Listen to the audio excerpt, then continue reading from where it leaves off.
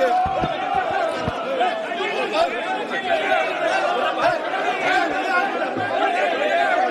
ಪರಿಹಾರಧನ ಪ್ರಸ್ತಾವ ಸಭಾಮತಕ್ಕೆ ಹಾಕುತ್ತೇನೆ.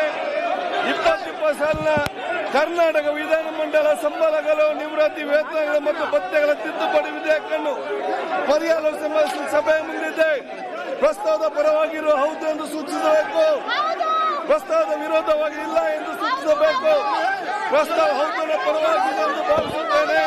ಪ್ರಸ್ತಾವ ಹೌದನ ಪರವಾಗಿದೆ. ಪ್ರಸ್ತಾವಕ್ಕೆ ಅನುಮೋದನೆ ದೊರಕಿದೆ. ಮಾನ್ಯ ಸಂಚಾರ ವಿಧೇಯಕ ಮಂಡಿಸುವುದು.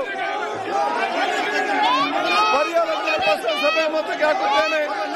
2020 ಸಾಲಿನ ಕರ್ನಾಟಕ ಮಂತ್ರಿಗಳ ಸಂಬಳಗಳು ಮತ್ತು ಭತ್ಯೆಗಳ ತಿದ್ದುಪಡಿ ವಿಧೇಯಕವನ್ನು ಪರಿಹಾರಿಸಿಕೊಂಡು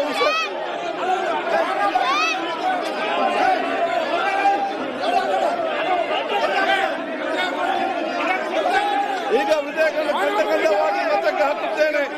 2 ರಿಂದ 13 ಖಂಡಗಳು ವಿಧೇಯಕದ ಅಂಗವಾಗಬೇಕು. ಸಭೆ ಮುಂದಿರುವ ವಿಷಯ ಪ್ರಸ್ತಾವದ ಪರವಾಗಿರುವ ಹೌದು ಎಂದು ಸೂಚಿಸಬೇಕು. ಪ್ರಸ್ತಾವದ ವಿರುದ್ಧವಾಗಿರಲಿಲ್ಲ ಎಂದು ಸೂಚಿಸಬೇಕು. ಪ್ರಸ್ತಾವ ಹೌದು ಪರವಾಗಿದೆ ಎಂದು ಭಾವಿಸುತ್ತೇನೆ. ಪ್ರಸ್ತಾವ ಹೌದು ಪರವಾಗಿದೆ ಎಂದು ಸೂಚಿಸುತ್ತೇನೆ. ಪ್ರಸ್ತಾವ ಹೌದು ಪರವಾಗಿದೆ. ಪ್ರಸ್ತಾವಕ್ಕೆ ಒಪ್ಪಿಗೆ ದೊರಕಿದೆ. 2 ರಿಂದ 13 ವಿಧೇಯಕ ಅಂಗವಾದವು. 1ನೇ ಖಂಡ ಹೆಸರು ಮತ್ತು ಅವತರಣಿಕೆ ವಿಧೇಯಕದ ಭಾಗವಾಗಬೇಕು. ಸಭೆ ಮುಂದಿನ ವಿಷಯ ಪ್ರಸ್ತಾವದ ಪರವಾಗಿರುವ ಹೌದು ಎಂದು ಸೂಚಿಸಬೇಕು. ಪ್ರಸ್ತಾವದ ವಿರೋಧವಾಗಿ ಇಲ್ಲ ಎಂದು ಸೂಚಿಸಬೇಕು. ಪ್ರಸ್ತಾವ ಹೌದು ಪರವಾಗಿದೆ ಎಂದು ಭಾವಿಸುತ್ತೇನೆ. ಪ್ರಸ್ತಾವ ಹೌದು ಪರವಾಗಿದೆ. ಪ್ರಸ್ತಾವ ಅಂಗೀಕರಿಸಲ್ಪಟ್ಟಿದೆ. 1ನೇ ಖಂಡ ಹೆಸರು ಮತ್ತು ಅವತರಣಿಕೆ ವಿಧೇಯಕದ ಅಂಗವಾಗಿದೆ. ಮಾನ್ಯ ಸಚಿವ ಬಿಲ್ ಪಾಸ್ ಆಗಬೇಕು. ನಿಮಗೆ ಬಿಲ್ ಪಾಸ್ ಮಾಡಬೇಡವಾ?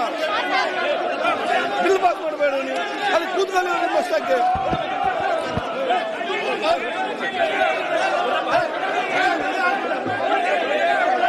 ಪರಿಹಾರಧನ ಪ್ರಸ್ತಾವ ಸಭಾಮತಕ್ಕೆ ಹಾಕುತ್ತೇನೆ. 2020 ಸಾಲಿನ ಕರ್ನಾಟಕ ವಿಧಾನಮಂಡಲ ಸಂಬಳಗಳು, ನಿವೃತ್ತಿ ವೇತನಗಳು ಮತ್ತು ಭತ್ಯೆಗಳ ತಿದ್ದುಪಡಿ ವಿಧೇಯಕವನ್ನು ಪರಿಹಾರ ಸಭೆ ಮುಂದಿದೆ. ಪ್ರಸ್ತಾವದ ಪರವಾಗಿರುವ ಹೌದು ಎಂದು ಸೂಚಿಸಬೇಕು. ಪ್ರಸ್ತಾವದ ವಿರೋಧವಾಗಿ ಇಲ್ಲ ಎಂದು ಸೂಚಿಸಬೇಕು. ಪ್ರಸ್ತಾವ ಹೌದು ಪರವಾಗಿದೆ ಎಂದು ಭಾವಿಸುತ್ತೇನೆ. ಪ್ರಸ್ತಾವ ಹೌದು ಪರವಾಗಿದೆ. ಪ್ರಸ್ತಾವಕ್ಕೆ ಅನುಮೋದನೆ ದೊರಕಿದೆ. ಮಾನ್ಯ ಸಂಚಾರ ವಿಧೇಯಕ ಮಂಡಿಸುವುದು. ಪರಿಹಾರ ಸಭೆ ಮತಕ್ಕೆ ಹಾಕುತ್ತೇನೆ. 2020 ಸಾಲಿನ ಕನ್ನಡಿಗರ ಮೆಚ್ಚಿನ ನಿಮ್ಮ ನ್ಯೂಸ್ 18 ಕನ್ನಡ ಈಗ ವಾಟ್ಸ್ಆಪ್ನಲ್ಲಿಯೂ ಲಭ್ಯ.